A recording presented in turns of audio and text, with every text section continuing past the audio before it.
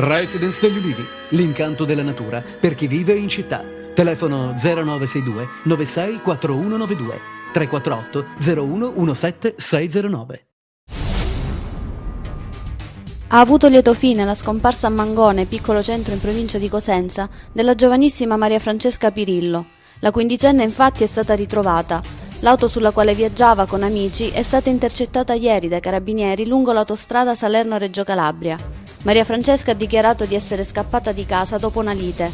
Dopo la separazione dei genitori, la quindicenne e sua sorella fanno la spola tra Prato, dove vive la madre, e la Calabria, dove c'è il padre. Dopo 30 ore di paura e lieto fine.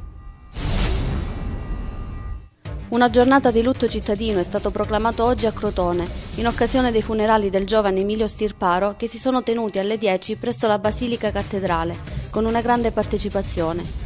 Il lutto cittadino è indetto anche al ricordo del papà Francesco e della mamma Sonia, deceduti nei giorni scorsi per le gravi ustioni riportate a seguito del tragico incidente verificatosi nella propria abitazione. È stato disposto che le bandiere dell'ente siano a mezz'asta e la sospensione di tutte le manifestazioni pubbliche e la chiusura degli esercizi commerciali durante i funerali. I carabinieri di Catanzaro hanno sequestrato 3 tonnellate e 200 kg di fuochi d'artificio illegali e pericolosi. Il materiale pirotecnico è stato rinvenuto in 3 furgoni sulla strada tra Albi e Taverna. Gli investigatori sono poi risaliti ai proprietari dei mezzi e sono scattate così 2 denunce.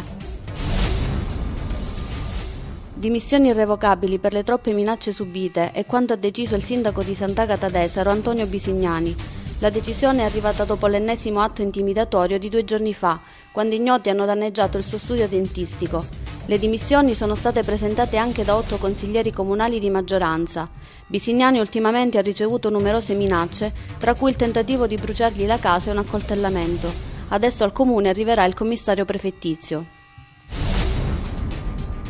Sit-in degli operai forestali davanti alla sede della Giunta regionale in occasione della convocazione da parte dell'assessore regionale all'agricoltura Michele Trematerra per ieri alle 10:30 presso l'assessorato regionale all'agricoltura di Catanzaro di un incontro con i responsabili dell'AFOR e i sindacati di categoria di CGIL, CISL e UIL per discutere sulla corresponsione degli emolumenti agli operai idraulico-forestali. I lavoratori lamentano la mancata corresponsione degli stipendi da mesi.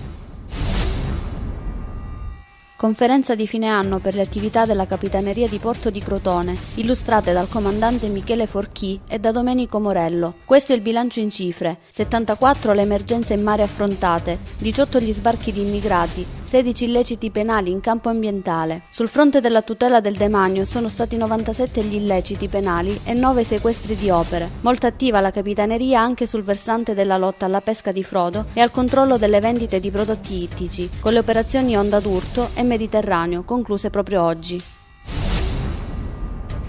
È stato presentato ieri nei locali degli uffici amministrativi di Catanzaro il bilancio preventivo per l'anno 2011 dell'azienda sanitaria provinciale guidata dal commissario straordinario Gerardo Mancuso. Il bilancio, così come spiegato in conferenza stampa da Mancuso, è stato redatto secondo le indicazioni regionali e prevedono per il 2011 un incremento di circa 25 milioni di euro che sarà erogato da parte della Regione. L'assessorato alla mobilità, guidato dall'assessore Roberto Talarico in sinergia con l'assessorato al traffico e sicurezza guidato da Raffaele Salerno, ha promosso l'iniziativa Mini Vigili, che ha visto protagonisti principali gli alunni di alcuni plessi scolastici che per un giorno si sono trasformati in mini vigili urbani, scendendo lungo le strade cittadine. I bambini hanno avuto modo di confrontarsi con quelli che sono i problemi di automobilisti e pedoni e sono stati guidati da esperti rappresentanti della Polizia Municipale.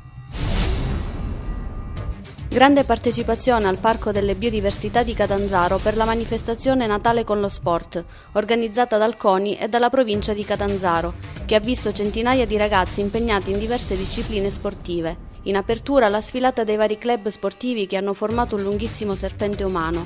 Le attività si sono concluse con la premiazione di tutti i club presenti, in un'atmosfera di gioia e divertimento. Ancora una volta lo sport si è rivelato un momento di unione dove nessuno è escluso. La seconda circoscrizione, rappresentata dal presidente Massimo Lo Monaco, ha donato al reparto di pediatria dell'azienda ospedaliera Pugliese Ciaccio di Catanzaro 11 televisori, 2 computer e materiale ludico e didattico. Un gesto che racchiude un grosso significato di solidarietà. Alla consegna dei doni erano presenti il commissario del Pugliese Ciaccio, Elga Rizzo, il primario del reparto di pediatria, dottor Francesco Pultrone, e l'intero personale.